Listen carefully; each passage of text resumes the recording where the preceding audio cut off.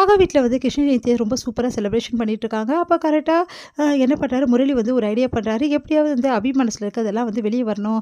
அபியும் ராகவும் வந்து சந்தோஷமா வந்து பொண்டாட்டி புருஷனா வாழல அப்படின்னு சொல்லிட்டு தெரிய வரணும். அது எல்லாம் முன்னாடி தெரிஞ்சா தான் சூப்பரா இருக்கும் அப்படின்னு சொல்லிட்டு முடிவு பண்றாரு. இந்த சூழ்நிலையில அபிக்கு என்ன பண்றாரு, மது கலந்த அந்த கூல் ட்ரிங்க்ஸ குடுத்துடுறாரு. அத வந்து அபி வந்து தெரியாம குடிச்சிடுறாங்க. குடிச்சிட்டு அப்படியே வந்து வந்துட்டே இருக்காங்க. அப்ப கரெக்ட்டா அனு வந்து சுந்தரி வந்து ரொம்ப மோசமா திட்டுறாங்க. அத பார்த்து வந்து செமையா டென்ஷன் ஆயிடுறாங்க. நம்ம அபி கால வந்து நல்லா வந்து அமுக்கி விடு. கால் ரொம்ப வீங்கிடுச்சு. முதல்ல நல்லா அமுக்கு அப்படின்னு சொல்லிட்டு திட்டிட்டே இருக்காங்க. அந்த டைம்ல கரெக்ட்டா நான் வந்து அமுக்குறேன். ஏன் அக்கா தான் அமுக்கணுமா? நான் அமுக்கக்கூடாதா? நான் உங்களுக்கு அழகா பிடிச்சு விடுறேன் அப்படின்னு சொல்லிட்டு அபி என்ன பண்றாங்க, அவங்க கால போட்டு நல்லா இழுத்து விட்டுறாங்க. அதனால அவங்க கீழ விழுந்துடுறாங்க. உடனே வந்து ஐயோ! இப்படி பண்றாளேன்றாங்க. நான் அப்படிதான் பண்ணுவேன் அப்படின்றாங்க. என் அக்காவ எப்ப பார்த்தாலும் வேலை வாங்கினே இருக்கேன். நானும் பார்த்துக்கிட்டே இருக்கேன். ரொம்ப ஓவரா தான் போயிட்டுருக்க. அப்படி சொல்லிட்டு திட்டுறாங்க. என்ன பார்த்தியா நீ கேட்ட உன்ன? அப்படி சொல்லிட்டு அடிக்க ஓடி வராங்க. உடனே கைய மடக்கிட்டு இவங்க அடிக்க போறாங்க. கரெக்ட்டா அந்த டைம்ல ராகு வந்து தடுத்துடுறாரு. எவ்வளோ தைரியமா இருந்தா ஏன் சித்தி அடிப்ப அப்படின்னு சொல்லிட்டு பலார்னு ஒரு அறை விடுறாரு அபிக்கு. அபியோட கண்ணுமே சிவந்து போயிடுது. ஏன் என் தங்கச்சி அடிச்சிங்க? அவ என்ன தப்பு பண்ணா? எதுக்காக இவ்வளோ பண்ணீங்கன்னு சொல்லிட்டு அனு டென்ஷன் ஆயிடுறாங்க. அங்க இருக்கிறவங்கலாம் வந்து என்ன நடந்ததுன்னு தெரியாம நீ ஏன்டா அபிய வந்து அடிச்ச அப்படின்றாங்க. இங்க பாருங்க எல்லாரும் அமைதியா இருங்க அப்படின்னு சொல்லிட்டு என் சித்தி கிட்ட மன்னிப்பு கேளு. என் அம்மா மாதிரி சித்தி புரியுதா?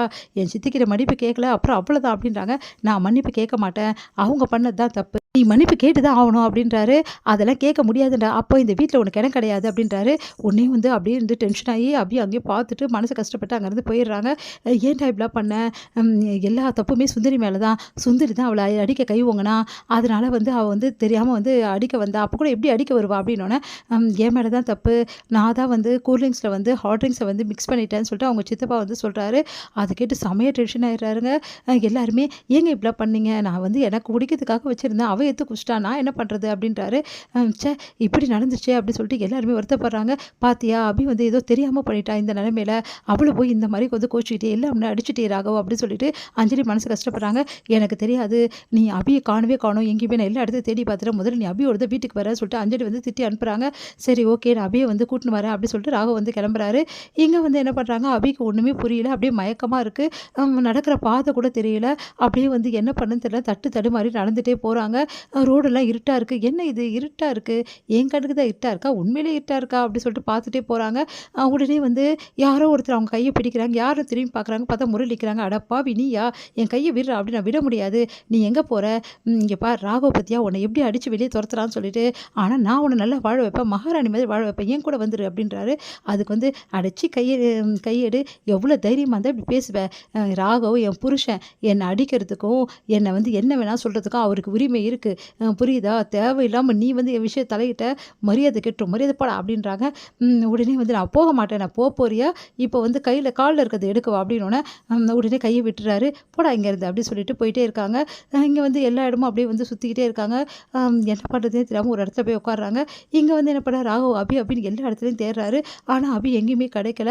அடுத்து வந்து அபி மனசு ரொம்ப வெறுத்து போகிறாங்க.